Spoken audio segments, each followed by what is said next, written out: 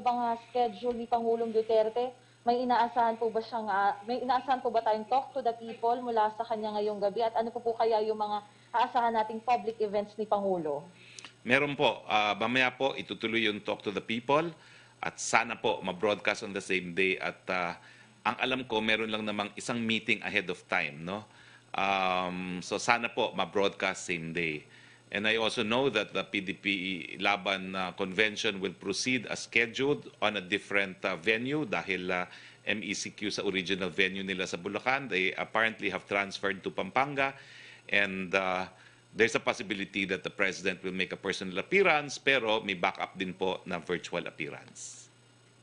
Opo. And Secretary Roque, kasi kahapon po ay nagkaroon na naman ng all-time high, mas mataas ng ilang daan sa COVID-19 cases. Ano pong masasabi nyo rito? At ano po kaya yung mga agenda tungkol sa COVID-19 na tatalakayin ni Pangulong Duterte mamaya? Again po mga kaibigan, hindi ko sinasabi na hindi tayo dapat maabala sa mataas na mga kaso kasi talagang nakakaabala yan dahil ang Delta ay 5 to 8 times more nakaka.